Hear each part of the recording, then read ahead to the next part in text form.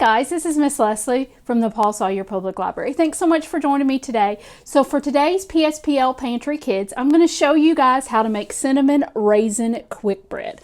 One of my favorites. I love it in the winter months, but really for me, cinnamon is something I like all year round. And this is super simple and super tasty. So let's get started. So the first thing, what exactly is a quick bread? Well, really it's a bread that you can make quickly. A lot of the breads that we make with our families are yeast breads, which means they need that little package of yeast to get them to rise. And they take a long time. We have to knead them. We have to let them rest. We have to punch the dough down. We have to do all kinds of things before we actually get that tasty bread. Well, with our quick breads, all we really need is another type of what we call leavening agent. Instead of that yeast, we use something called baking soda or baking powder. And those things allow our bread to rise pretty quickly in the oven, so we don't have to punch it down, knead it, let it rest, and do all that. We can get it done quickly and we get a tasty bread in no time flat. So that's what we're going to make today. We're going to make cinnamon raisin quick bread. Now, like I told you guys the last time we met, I like to have all my ingredients ready to go because I don't want to run around the pantry and try to find things. And sometimes I have a tendency to move things around thinking I'm organizing, and then I forget what I do with it. So I like to have it all ready to go. And that was something I learned from my grandmother and my mom, because those were my two cooks in the family, and those were the ones that showed me how to do all the recipes that I will share with you and some new ones that I've created too. But I was their official taster. I was the person who stirred. I got to crack the eggs, got to do all that. But anytime I was cooking or around an oven or any of that, I was always with an adult. I was always with my mom or my grandmother, or sometimes both of them. So let's get started with our bread. So I've got my oven already preheated to 350. I've got my loaf pan, which actually I've got my loaf pan on a cookie sheet, and I will place that in the oven on the cookie sheet because the bread fills this pan pretty full, and I just want to make sure it doesn't overflow. You don't have to do that, but that's just a little extra step. So I've got my pan already greased and ready to go, and this recipe and all the instructions will be on Facebook with the video. So no worries if you don't get it all, it will be posted there, and we'll also post it in the PSPL pantry too. So all that will be there. So I've got my oven preheated to 350, got my pan already greased and ready to go. And then as far as my ingredients, which you can see here, I've got 4 cups of flour in my bowl here, just regular all-purpose flour.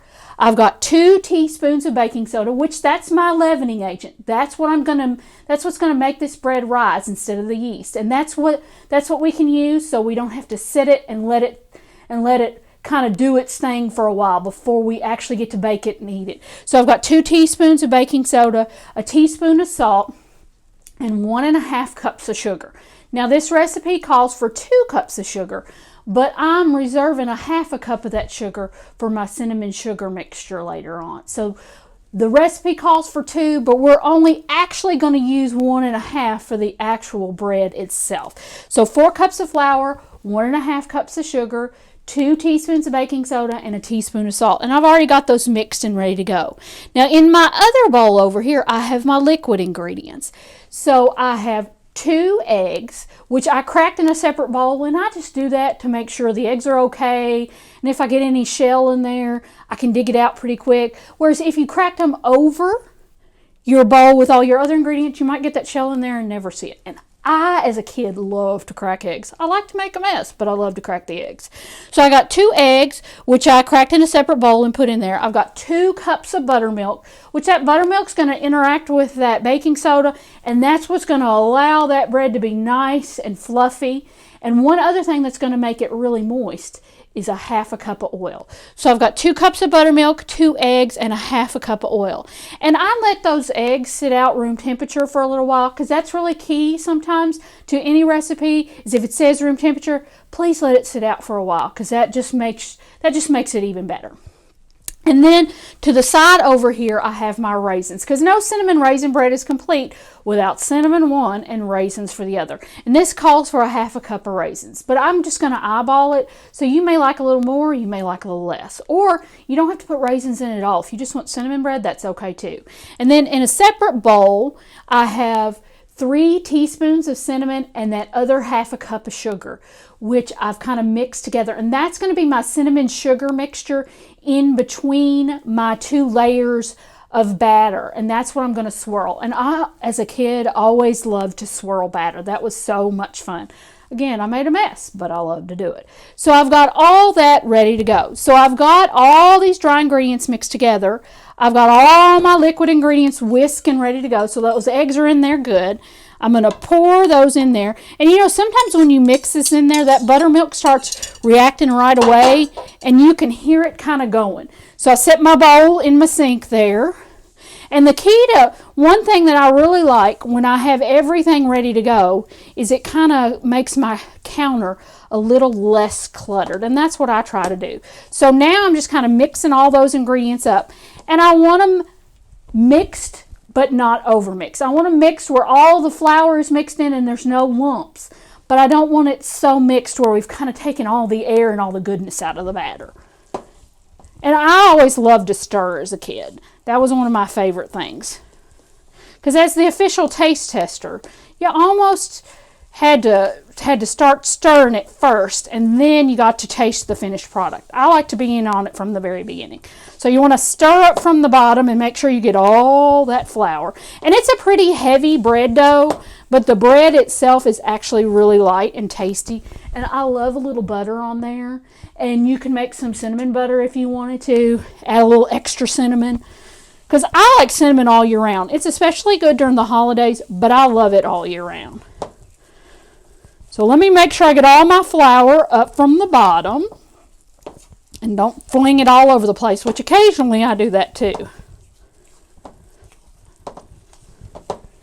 And then, after I've got it pretty good and stirred, I'm going to add my raisins. Now it calls for a half a cup of raisins, but if you don't want to add raisins, that's okay. If you want to add a few more raisins, that's okay too. Because not everybody likes raisins. It's kind of a texture thing, but I do. So I'm going to add raisins to it, and I just kind of eyeball it. A few more or a few less is really not going to hurt it.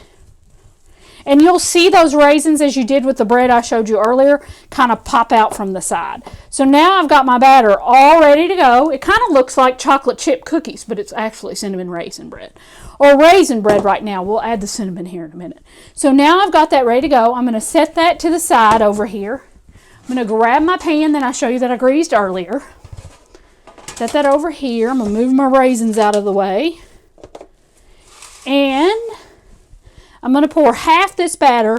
And when you're doing this, you're probably going to need a little extra help with an adult because this batter is pretty heavy. And you're going to put about half the batter in the pan.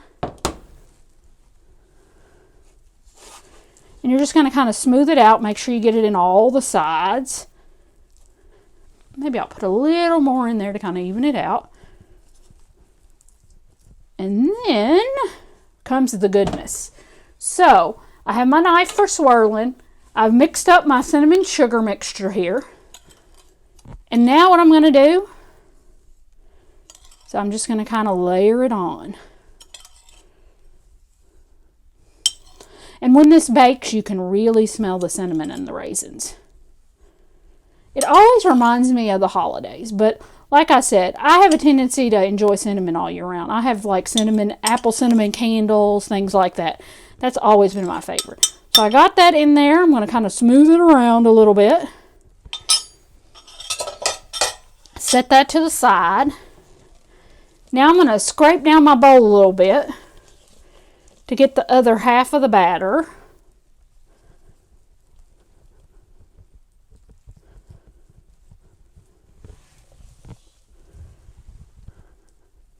And if you see that there's a little bit of flour at the bottom, you can go ahead and mix that up. That won't hurt it in the least, because sometimes it gets stuck on the bottom and you don't always see it, but you can add a little extra mix if you need to. And then I'm going to make sure I get all my batter here. Set that to the side. Get it all off my spoon.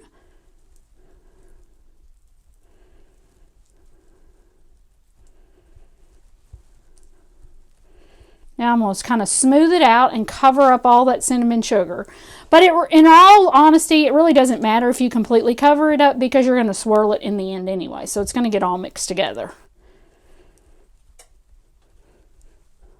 So let me grab my towel here and wipe off my hand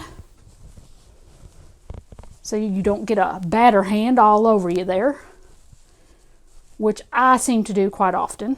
I'm going to set that to the side. So that's what it looks like before you mix up the cinnamon sugar or swirl it. Now I'm going to take my knife, going to kind of start at the center, and I'm just going to move it around. And that's okay if some of the batter moves away from the side. You can go back in with your knife and kind of smooth it back down.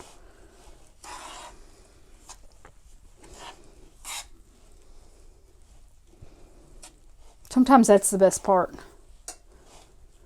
Baking is really a science, and it's one of my favorite things to do, and it's one of my things that I love to do with my family. That all started with my grandmother and all her recipes. So I got that all swirled up, and there you can kind of see the cinnamon and sugar all swirled. So then I'm going to put it back on my cookie sheet. And like I said, you don't have to use the cookie sheet if you don't want to. I just use it just in case it bubbles over and it doesn't get all in my oven and burn. But you don't have to if you don't want to. So I place it back on my cookie sheet. I'm going to pop it in the oven, which remember the oven is preheated, to 350. And it will bake about 55 to 60 minutes. Now, depending on your oven, it might need a little bit more time. You might have to keep it in there another 10 to 15 minutes. Just use a fork or a knife kind of in the middle and on the sides to test it to see if it is done. If it comes out clean, then you're good to go. So it depends on your oven. It might take a little bit more time than 55 to 60 minutes. But I can assure you, you will smell it all over your house and you will enjoy that fragrance. And then once it's done, you will enjoy that bread. Once your bread comes out, just let it cool for a little while, about 15 to 20 minutes in your not cookie sheet, but on your cookie sheet in your loaf pan. And then empty it out on your rack, and then you are ready to go, and you have made your own homemade cinnamon raisin bread.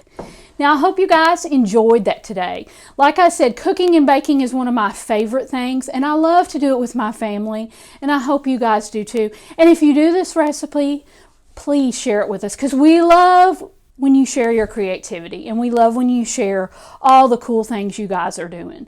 And remember, this recipe will be linked to the video, so all the ingredients and all the directions will be right there, and we'll post it with the video as well. But thank you so much for joining me today, and I hope you enjoy your cinnamon raisin bread. Have a great week, guys. Thanks so much.